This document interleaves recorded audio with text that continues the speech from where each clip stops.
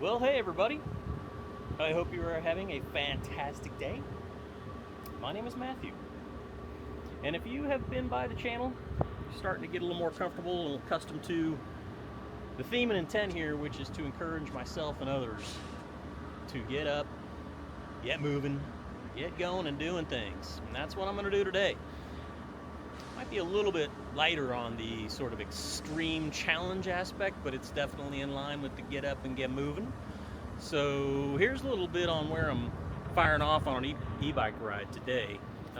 This is called the Longhorn Ballroom. And if you haven't had a chance to come by here and check this out, I really recommend it, because this is a part of really Dallas music history.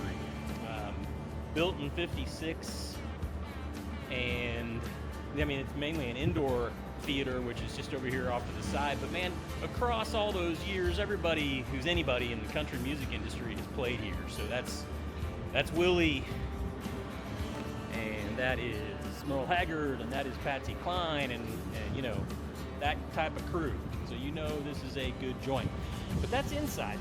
Where I am right now is this brand new big ass outdoor amphitheater that they have just gotten to this point. I don't think it's anywhere near done, but the main stage area is finished up, which is where I'm standing. Make sure I not fall off this edge here. It's not totally finished, but I can't wait till, like, when they open this up in spring of 26 to be standing, you know, right out there in the crowd, looking at who's ever standing right here, just going crazy with great music. I mean, you should get by the Longhorn Ballroom's website if you feel like it, and just take a look at the artist's rendering of everything that they're going to build out here. This is going to be fantastic. This looks like kind of the maybe the outdoor equivalent of a green room. I'm not sure, but this is just so cool. I want to see if you can see the big Longhorn up there on the back. Yeah, check this place out. This is my starting out point. And from here, I'm going to take off across through an old train trestle that's been converted into a bike trail. And then that's going to kind of lead me down into a little connector that's a little sneaky, a little bit scary also, that goes right underneath I-45. And that way I can connect into the rest of a good bunch of bike trails that are sort of within the Trinity River Valley, but then also on the top of the levees. We'll see if they're filled with water or not. They're probably drier this time of the year, but the views are fantastic. So we're going to see if we can capture all that on a beautiful, beautiful day in Dallas, Texas. So let's head out. Maybe you can join me. Love it if you can. Here we go. Here we go.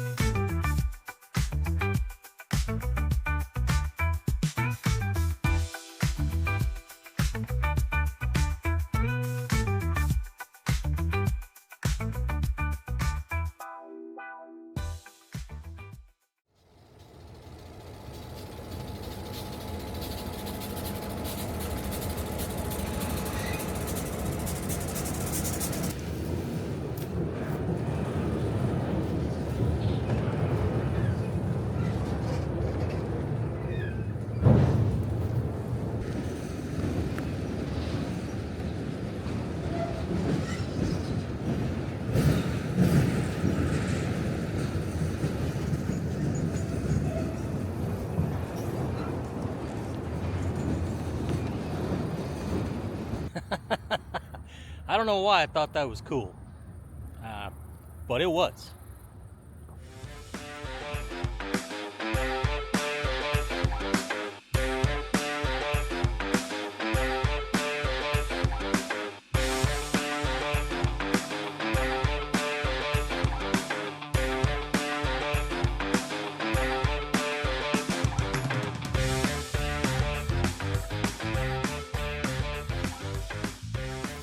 Yeah, well, hey, just thought I would stop real quick and check in with who's riding along.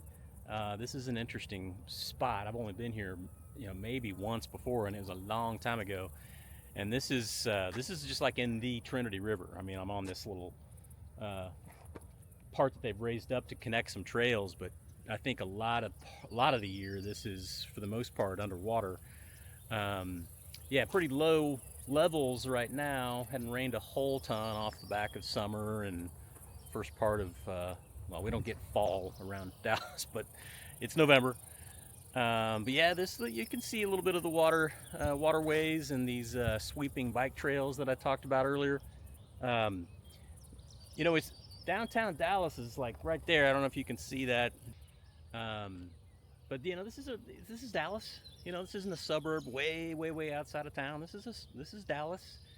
And the funny part is, I mean, I think you could probably tell, given my surroundings, like this is really only accessible by bike or if you're willing to walk a long way.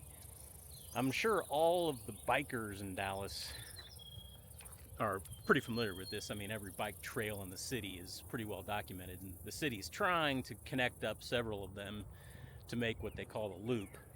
But for the time being, they're all somewhat disconnected. But anyway, all the bikers, they know about them.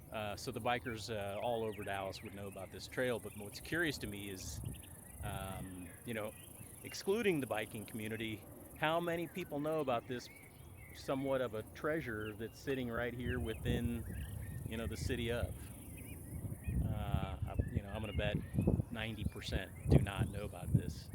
So this is kind of cool to get out here and see about what kind of creatures you can hear and see. There's quite a number. They're not probably picking up on the video, but anyway, this is sort of the benefit of getting out here and breathing fresh air on a beautiful sunny day, and the upside to getting up, getting out, getting moving, going doing things.